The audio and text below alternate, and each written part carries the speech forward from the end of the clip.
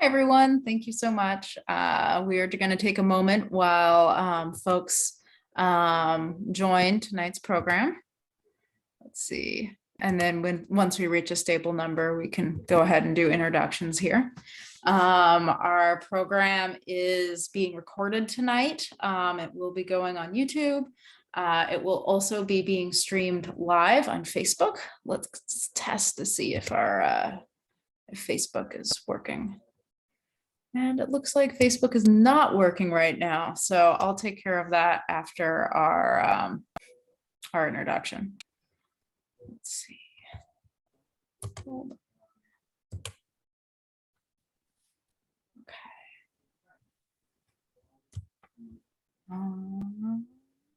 Oh, okay. Here we go.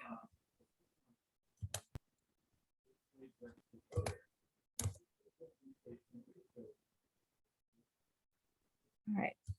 Are we live on Facebook? Looks like it. Great. All right. Thank you so much, folks, for attending tonight.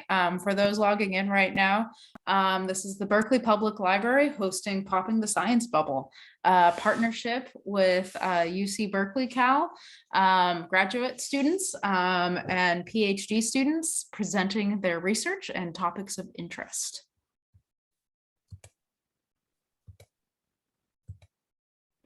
Okay.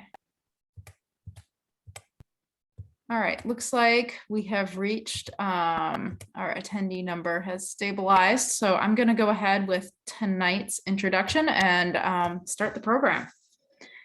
So hello, everyone. Welcome to Popping the Science Bubble. This is a monthly seminar series that aims to share new research findings from grad students and postdocs at UC Berkeley with the general public and create constructive discussions about a variety of science topics. We have 2 speakers at each seminar who will talk about their current research on a topic that they find really, or just a topic that they find really interesting. The organizers of this program are 3 graduate students at UC Berkeley, Jenna, Madison, and Oksana. If you are interested in checking out past seminars or a recording of this seminar, you can visit their YouTube to see their YouTube channel to see recordings of the seminars, and you can also visit their website. They have a Twitter and Facebook presence as well, and I encourage you to sign up for the listserv to keep in the loop to learn about upcoming seminars. And these are also places that our speakers can share additional resources if you want to learn more about the topics that are discussed.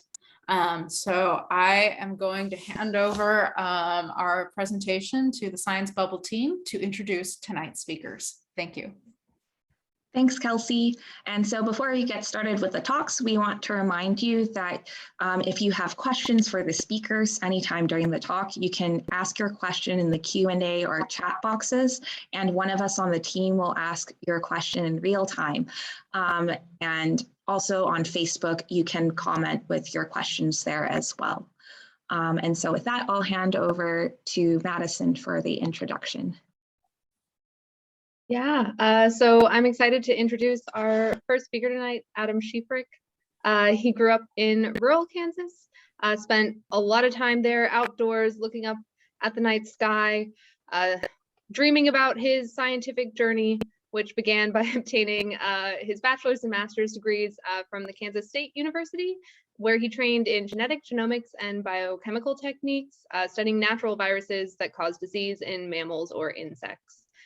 He now works as a 4th-year PhD student in the Schaefer lab at Berkeley, where he draws from his experience in virology to engineer new precision medicines, where he treats genetic diseases and cancers. Outside of the lab, Adam enjoys hiking and camping among the beaches and forests of Northern California. He's a brilliant scientist and a very good friend, and I'm excited to have him here to speak with us tonight. So please feel free to take it away, Adam. Thanks so much, Madison, who I might add is also a brilliant scientist and a good friend. Let me share my screen here. All right, great. So we'll go ahead and get started.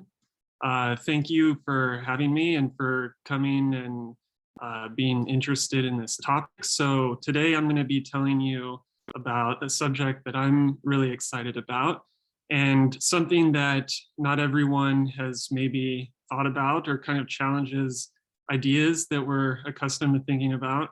And this is the idea of good viruses, which we are using as powerful tools to deliver a completely new generation of life-saving medicines. I'll just start off for the members of the audience who are new to biology about what is a cell. And so cells are the basic units of life, and every single creature is made up of cells, including humans. As you can see here, humans have cells that are all different shapes and sizes. So we have really remarkable looking cells in our brains in particular, with these, long, that they're called neurons, and they have these long protrusions from them, how they send signals. We also have, cells in our muscles that look very different because they form a different function, and then cells in our skin that perform yet another function. And so what is a virus? And when I started college, I actually didn't know the answer to this. So a virus is made up of nucleic acids, which is DNA or RNA. So for DNA, these are the A's, C's, T's, and G's. And they tell, both in this case viruses, but also in the cells I showed you before, the DNA in those cells and how the genes are expressed is actually tells the cell what to do and determines what we look like. And so it's exactly the same for viruses. And then this nucleic acid, either DNA or RNA, is surrounded by a protein capsid. And so all viruses produce proteins from their DNA. The DNA determines what the protein will look like and what it will do. And then some viruses actually steal the membrane from the cell and wrap it around themselves to kind of cloak themselves and make them more stealthy. And so these are the fundamental components of a virus.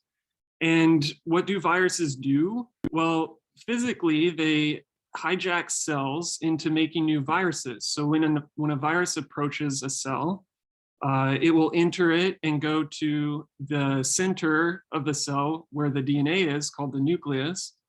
And it will then take over and make the cell produce new copies of itself and then go off and infect other cells. And every living creature on the planet can be infected by a virus, just different types of viruses.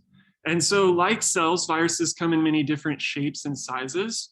And it's quite remarkable how small they are. So some of the larger viruses, like herpes virus, I'm about 2 meters tall. And so a herpes virus would be 10 million times smaller than me. And then like the smaller viruses, like a parvovirus, would be 100 million times smaller than me. And so these are probably the viruses you're familiar with. Some viruses are very, very bad. And so the deadliest virus ever to exist in humanity was smallpox. It's caused by a virus called variola. And it would create these debilitating scars, and it would kill 40% of people that it would infect, even if you're a healthy adult. So a very scary virus, but luckily, using viruses, a good virus, we were actually able to eradicate it, and now it doesn't exist in nature anymore. And there's some other viruses that you might recognize, and certainly these are the types of viruses that we think about and that are very bad and very real.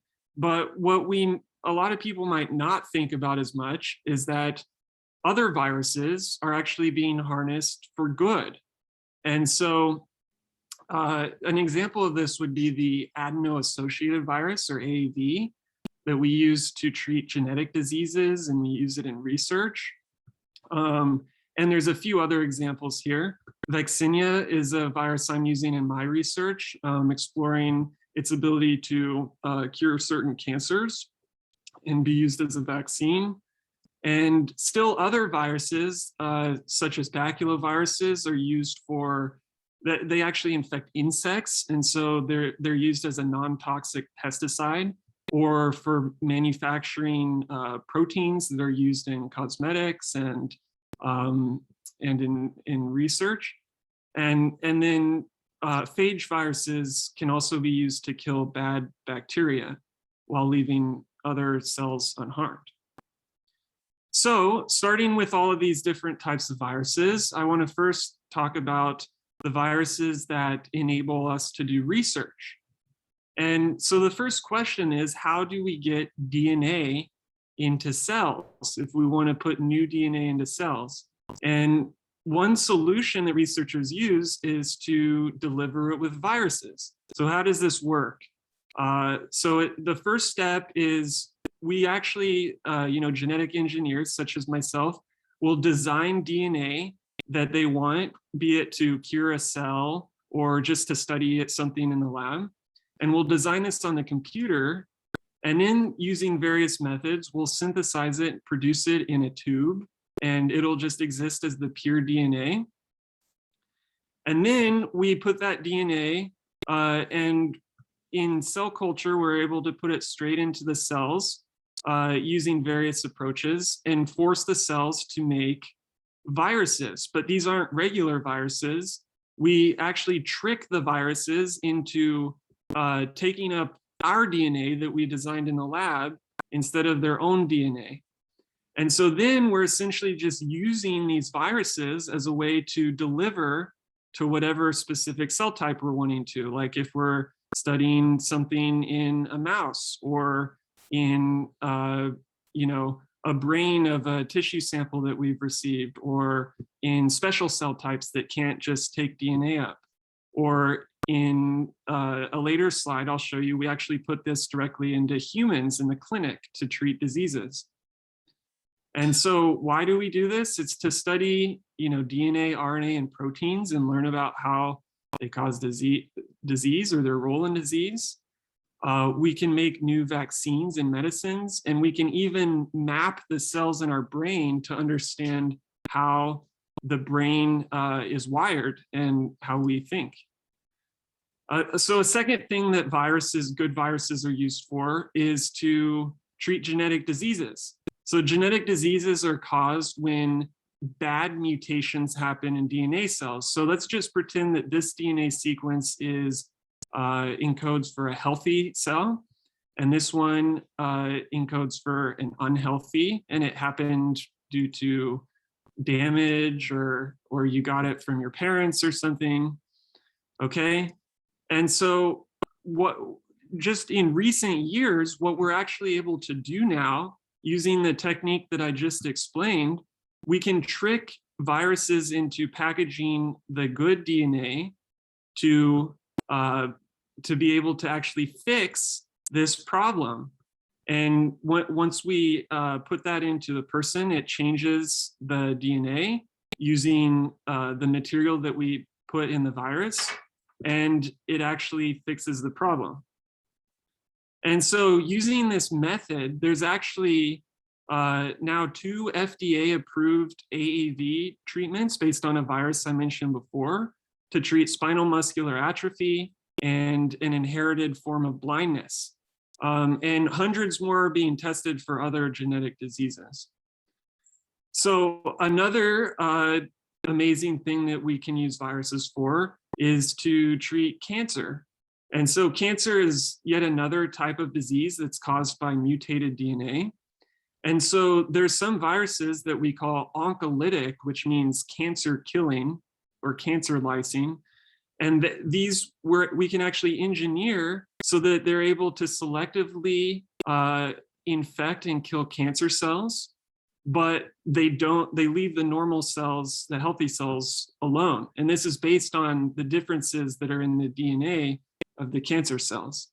And so this is a big area of research. And there's actually, since 2015, one FDA-approved oncolytic virus that cures melanoma, skin cancer, and there's hundreds more being tested right now. And one last thing that we use good viruses for is to protect from infectious diseases. So we can actually take harmless viruses and we can replace their surface proteins with that of a pathogenic virus that we want to protect someone for. And the virus actually remains harmless, but when we put it into the person, then it teaches the person's immune system to recognize the pathogen. And then if that person is ever encountered with the pathogen, and a pathogen is any kind of virus or bacteria or microbe that causes disease, then they will actually be immune to that specific pathogen. So viruses in the future, there's going to be new viruses coming up, and that's never going to change. There's always going to be new viruses evolving in nature. There's even a very real threat of bioterrorism and aggressive nations using viruses as biowarfare. And then likewise, there's always going to be new cancers and genetic diseases. But the good news is that as we're learning more about viruses and about the underlying causes of disease, we're actually able to make more and more viruses and more treatments to cure these genetic diseases, cancers, infectious diseases, and several other applications. So with that, I'd just like to thank my lab and the great organizing team who invited me here, and each of you. And I'll take any questions.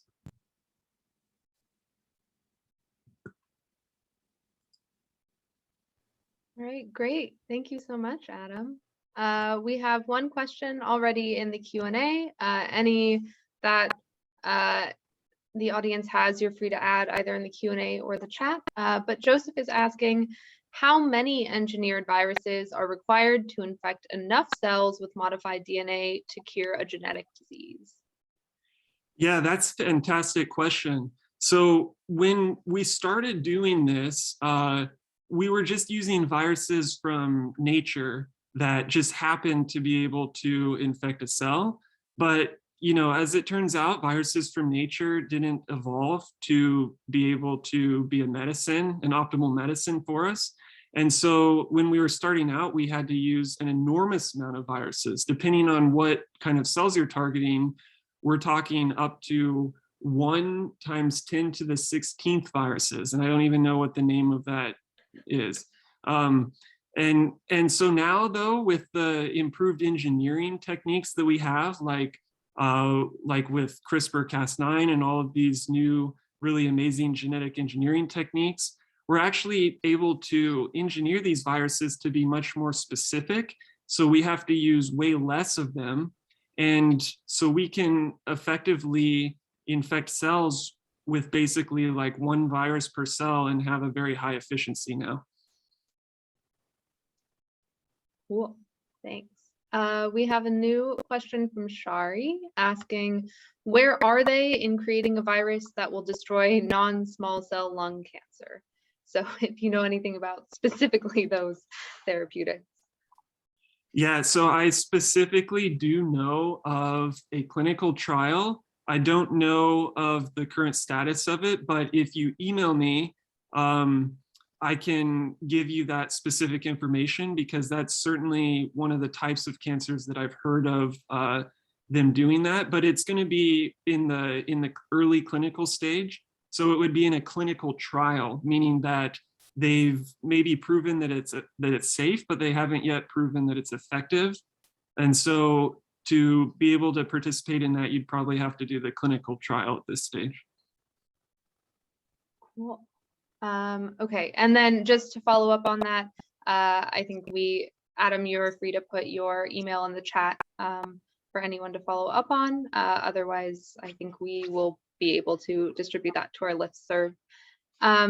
We additionally have another question asking, Are there ever any difficulties using a virus as part of a treatment if the person is already immune to such virus used as a vector? Yes, absolutely. That's an excellent question. And the idea with a lot of these therapies are that it's just a one-time therapy. So you basically, that's the amazing part about editing the genome, is that the therapeutic effect can stay forever. And in a lot of these viruses, that's absolutely the case. Now, say you didn't fully cure it with the first shot, then yes, your body actually does develop antibodies against the good virus, just like it would a bad virus. And so you would have a harder time getting that same good virus to be effective the second time. Okay, cool. And then we have time for 2 more, but just as they're coming in, I'll let everyone know Adam will answer stuff in the chat kind of after his time is up. And so someone is asking, are the vaccines against COVID using viruses to deliver information to the body? That's also a great question. So there were, in the early days, we were working on experimental vaccines for COVID, right in 2020. This was certainly an approach that people were using. The technology that ended up being the Johnson & Johnson vaccine and the AstraZeneca vaccines in other countries, those actually are exactly the technology that I described here. They are viruses delivering the therapeutic or the COVID surface proteins. But the Pfizer and Moderna vaccines are actually just a different technology, a different way of delivering RNA. And so I guess the answer is half of the vaccines were that technology. Yeah. Okay, great. And then before we move on to Reem's talk, someone else is asking, and maybe you can give us just a brief overview of what does your current research primarily focus on? Yeah, so now I'm currently in a bioengineering lab, so I work on a lot of different things, but they all have to do with engineering viruses. And one of the main projects I'm working on is developing a virus that is a gene therapy for cancer. And but I've also kind of on the side I've been involved in helping map the brain through the White House Brain Initiative, and making new tools to be able to do that with viruses. And I've also worked on gene therapy manufacturing, so being able to produce enough of these viruses to cure people to meet the demand. Cool, thank you. Busy, busy bee. Let's all thank Adam one last time for a great talk. He's happy to answer questions in the chat as you think of them. So thank you, Adam, for coming out and speaking to us today. It was great to hear from you. And now I will roll it over to Oksana for the next talk's introduction. Our second speaker tonight is Reem, who is a first-year PhD student in the Vision Science department. She graduated optometry school and chose to study optometry because of its multidisciplinary nature in which it involves vision, neuroscience, optics, and more. In 2019, Reem joined the New England College of Optometry's Vision Science Master Program, where she worked on visual perceptual abilities in children with cerebral visual impairments. Reem joined UC Berkeley's Vision Science program in 2021, and she is interested in the brain and understanding how the brain deals and translates visual input to form perception. In her free time, Reem enjoys aerial yoga and workouts, cooking, and dancing. We're very excited for your talk. Take it away, Reem. Thank you so much, Oksana, for the introduction. And thank you everyone for joining. Can you see my presentation okay? So my talk today will be about cerebral visual impairment, which means it's a brain-based visual condition, and I'll be focusing on childhood brain-based visual condition. This was my work for my master's that I did in Boston before coming here to Berkeley. So let's dive in. First, what is CVI? So that's actually a question where there's a lot of conflict in the literature, and there is a paper dedicated only to define CVI. So in the literature, it's defined in research papers, it's defined as a brain-based visual disorder that is not attributed to any anterior visual pathway pathology. And I know that's very long and complicated, so I'll break it down. So in here, we see the green and red colors. These represent the environment, or what we call the visual field. And these information are sent to the back of the eye, the neural sensitive retina, which transfer this light signal into electrical signal and sends it back to the back of the brain here, where we have the primary center for vision called the occipital cortex. And here is a side view showing the occipital cortex. And from there, it gets sent to other brain areas for further processing of visual information. Now, anything that happens here before that intersection is called anterior, and that involves the eye, and that involves conditions like retinal diseases, like cataract. This is all not brain-based. This is the eye not functioning properly, and it's not sending the visual input to the brain to make sense of it. So that's what the definition means. And if you're still asking, what does that really mean? I wondered the same. But to answer that more appropriately, you'd have to think about two concepts, one called vision function and the other called functional vision, and they're very different. Vision function is how well your eye function. Do you have refractive error? Do you have nearsightedness? Do you have any opacity covering where the light enters the eye, like cataract? So we can assess that as optometrists in the clinic by looking at your the letter chart to assess visual acuity, which assesses how sharp your vision is. Or in here, that's contrast sensitivity. And what it means is how faint can this letter be against a white background for you to be able to see it. And we have numbers representing the normal. So in children with CVI, they might have reduced visual acuity and reduced contrast sensitivity, but it's not enough to match how they see the world. They see the world and use their vision worse than what their eyes allow. And that leads us to functional vision. So functional vision, with the vision you have, how useful it is to you.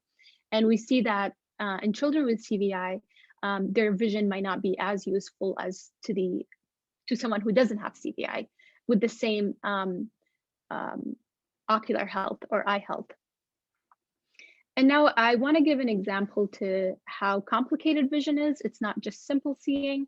And we'll go through this simple example. So if you're in a very strict work environment and they collect your phones, put them in a basket, and you're sitting on your desk and you're working, and you're thinking, I want to check my phone. So you walk to the basket, and that involves a lot of complex visual tasks. One, you have to identify the basket full of phones. You have to have some mental image of your phone, or the characteristics of your phone, its model, its cover, so you know how not to grab someone else's phone. And if this happens to be your phone, you can only see half of it, but the brain doesn't have any problem with that. It knows seeing just parts of the object to know what the full object is. So now that you figured this is my phone, you reach and grab it, and that is your vision directing your hand to go where to go exactly. And we do this in very incredible high accuracy. If you're reaching for your phone, you almost never touch something next to it. You go exactly where you intended to go. And this all happens in a matter of a second or two, but it involves a lot of complex visual processes in the brain. So that leads us to two traditional pathways in the brain. As I mentioned earlier, this part here where 17 number represents the primary visual cortex, or the primary processing of vision. Then the information gets sent here and here to these two classical pathways, one called the where and the wet pathway. The wet pathway processes information about an object, its color, its size, its shape, and it's called vision for perception. And so this is involved with recognition. You see a face that you perceive parts of the face, so this is your friend, or this is your sibling, and so forth. Whereas the where pathway, it processes the information needed to guide how you move about your environment and influences your behavior. And it's called vision for action. Like you see a door, you walk through it, that is mediated by your WARE pathway, how to navigate the environment. Now, these two pathways are affected and not working as properly in CVI. Just to look at the epidemiology, CVI is the leading cause of childhood visual impairment in the developed world. And this is primarily for two reasons. The first one is we have really good care, eye health care. So conditions like congenital cataract, being born with an opacity.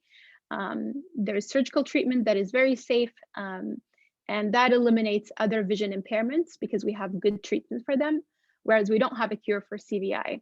And therefore we see an increase in CVI, or it being the leading cause. The other thing is infants born with neurological conditions have a higher chance of survival because we have better neonatal care now, and that those with neurological conditions are more likely to have CVI than healthy infants. The causes of CVI include any complications during pregnancy and delivery related complications, or trauma during delivery that leads to lack of oxygen to the brain, or any neurological maldevelopment, infections to the brain, genetic or metabolic disorders, seizures, drugs, and toxins. The list of causes is very extensive. So anything that can affect the development of a normal brain could lead to CVI. CVI is also accompanied by other neurological conditions such as cerebral palsy, hydrocephaly, autism, and Williams syndrome. Now let's look at the common behaviors in children with CVI. So commonly in children with CVI, we see difficulty working crowded or cluttered environments. And what that means is it's common to see a child, if they're looking for their favorite toy in a box of toys, they might line them up or throw them on the ground to be able to find their toy instead of looking between toys. So they have to spread them around, kind of make the environment less crowded for them to be able to see. Another example of this is they might not be able to identify their parents in a group full in a room full of parents. So they're better at seeing things when they're put in isolation versus when they are along with other things that make the visual information to the brain overwhelm the subject or the child, and they can't make sense of it. And they also may have problem with attending to parts of their visual field, parts of their environment. Sometimes it's the lower visual field. And a reason of this could be when you're moving forward, it seems like everything is moving against you, but the brain knows that when you move, you'd see more objects would appear and others would disappear. However, in CVI, that might cause confusion. The brain doesn't integrate motion with vision, your movement with what you're perceiving, what your eyes perceive. Or they might not be able to process several targets at the same time. And that goes back to my first point. And it might also be misdiagnosed in school as them having learning disabilities or reading difficulties. So usually one of the habilitation techniques that we use with them is bigger font size and font sizes that are like less complex, so they're able to read. And they also might have difficulty copying and drawing from memory, copying from the board, and that's because they struggle with maintaining a mental image of an object without seeing it, like a mental representation of an image. Difficulty negotiating cribs and stairs. They're not integrating vision with motion and movement, and accuracy for reaching and grabbing. It's very common to see if they're reaching for something, they might look away and try to look for it. And in here, this was part of my research for my master's. We looked at this kind of like an online game with a matching paradigm. So in here you see stairs, and the child is asked to find the stairs in a cluttered environment in a full scene. One thing I want to point out here is that most children with CVI do not present with just CVI. They have developmental delay, they have poor vision, and that is made worse by CVI. However, there's this really interesting case of just isolated CVI. And if you're interested, I encourage everyone to read this book. Stephanie is a mother of a child who has CVI. And throughout the book, they share their experience with CVI and how it was diagnosed. And it's a really good book to read, and it highlights the problem. So in this subject, her child had normal vision, 20/20 visual acuity. However, he was unable to recognize faces. The way he would recognize his mother, he would say tall glasses, but he can't recognize her face. And that's because faces are more complex than simple shapes like a square or a circle. And he also had an inability to navigate environments using vision. So he later, when he was diagnosed, mentioned that he thought he had incredible night vision, because whenever his parents are not around, he would walk around the kitchen with no lights on. And that was because he is navigating the environment like a blind person. He counts his steps and turns and not using his vision despite having 20/20 vision. So this is really to highlight the effects of CVI. Now, it's really important to diagnose CVI early on, so the child can have a better chance of given services and accommodation in school, so they perform better. And currently, it's really hard to diagnose CVI in the clinic because, as I said before, vision function, which optometrists usually assess in the clinic, like your visual acuity or contrast sensitivity, does not represent their how they do in real life.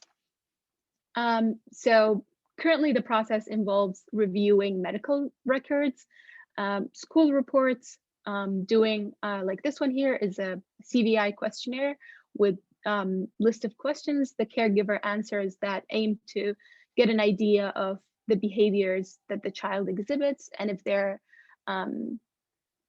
suggestive of CVI. And now this is again part of the research that I did. So we wanted to look if the child is able to match this animal with this animal here, although it's inverted and doesn't have color, it's black. A healthy brain would have no problem matching these, whereas a child with CVI might have difficulty finding the right one to match. Another really promising way to diagnose CVI is through eye tracking. And in here we see a virtual reality of a school highway, and the child sits in and is asked to identify a face in here. And what they did was, in this particular study that I cited here, they have more people walking in the highway and less people walking in the highway. And they asked the child to find a certain person here. And in here you see the eye tracker that tracks your eye movement. So what they're trying to achieve here is they want to see the behavior of the child as they're looking, or what we call visual search. And that gives us information about how well they rely on their vision to find something in the environment. And it's really promising as a way to diagnose CVI. But this is a paper from last year, and still a lot of research is being done in that area. As an acknowledgement, I would like to thank the people in my committee for my master's, Dr. Barry Cran, Dr. Louisa Mayer, and Dr. Lafi Merabe, who continue to provide services for children with CVI. And I want to thank the organizing team for this really cool initiative. And thanks to everyone for listening, and feel free to email me. I have my email here. And I have a list of additional resources. Thanks, everyone. Great, thank you. What a great talk, Reem. Thank you so much. I'll be filtering questions with the chat and Q&A. And to start us off, we have a question asking, In your first visual, it appears that the neural pathway from the left eye goes to the right side of the brain and vice versa. Do you happen to know why this is? Okay, I will share again my slides to explain that. That was a really good, sorry about that. I think I have to share again. All right. It's okay. I keep ending If the it's too presentation. difficult, yeah. No. I got it now. Okay.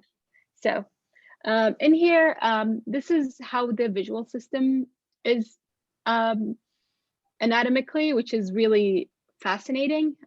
So as you can see here, we call this part the nasal part because it's close to the nose. And we call this the temporal part because it's close to the temple. So you see here that the nasal part of the retina, which corresponds to this part of the visual field, goes to the opposite side of the brain. And this is very common in other senses where the left side of the brain controls the right half of the body. But in here, we see that each half of the brain gets information from both eyes. And this is really helpful for 3D vision because you have information from both eyes coming into the same part of the brain. And because our eyes are separated by the nose, or like they're separated in space, that gives us the 3D perception. The images are slightly shifted and the brain can put them together and gives us 3D vision. So this is the normal structure of the visual system, which is really fascinating. Cool, thank you. And we also have a question from Jenna asking whether CVI and face blindness are related or whether face blindness involves a different part of the brain than CVI. So face blindness, which falls under something called visual agnosia, it is found in CVI, and it is a brain-based visual disorder as well. And in here, I talk about CVI, childhood CVI in specific, but you see the patient who had CVI here had an ability to recognize faces. So that's face blindness as well.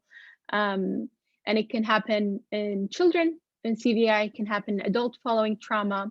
And I have this source here you might be familiar with. It's a very famous book by Oliver Sacks, the neurologist, The Man Who Mistook His Wife for a Hat.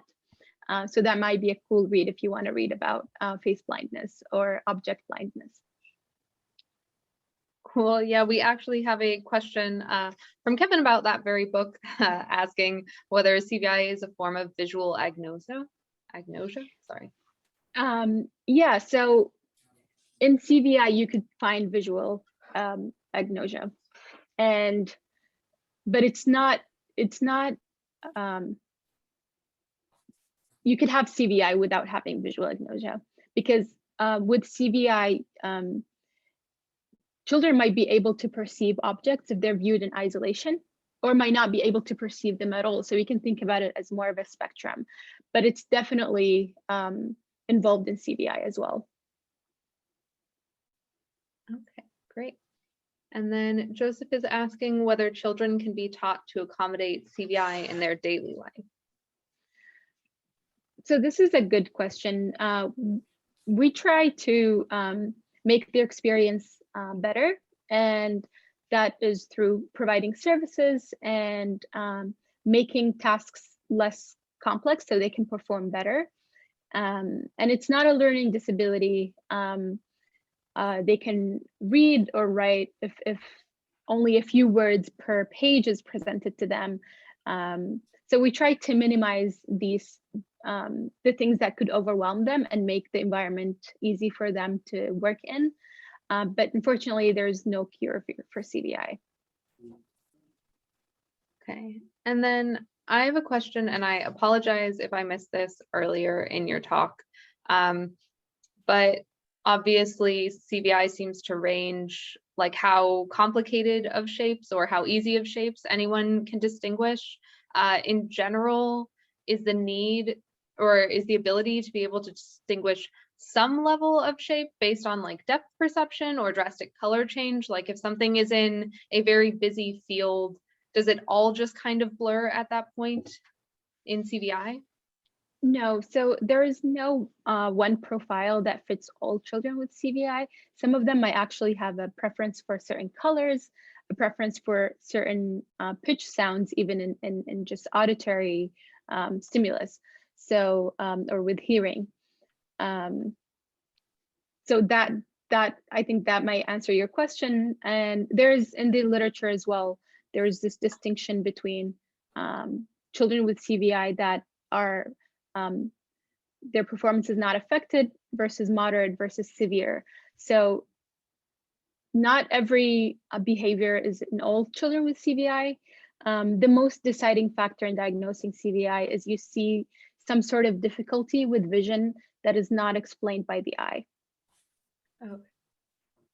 And it gives a myriad of behaviors, adaptation behaviors, even social behaviors. So they can be aggressive or overwhelmed, or they would avoid going to places or not pay attention to something like in math, maybe because a lot of numbers, they might not pay attention. So that could be misread as a child not interested. And it is really difficult to kind of notice that. All right, great. Thank you so much. These are both two very interesting talks today. I had a lot of fun. I learned a lot. I don't know if there are any last questions to come on through, but I believe both of our speakers have given both resources as well as their information, and we'll send those out in a follow-up email from the Popping the Science Bubble team. If anyone in the audience has any further curiosities, they are more than able to reach out. Thank you so much, everyone. These are just, thank you so much, Adam and Reem. These have been such great talks. Jenna, Oksana, and Madison, thank you for bringing these talks here on Zoom tonight. And thank you so much for attendees. This talk will be archived on YouTube. Just as a reminder, this is a monthly program. These talks happen on the third Tuesday of the month. So please stay tuned, and thank you so much. All right. Thanks for having us. Thank you. Thanks, Adam and Reem.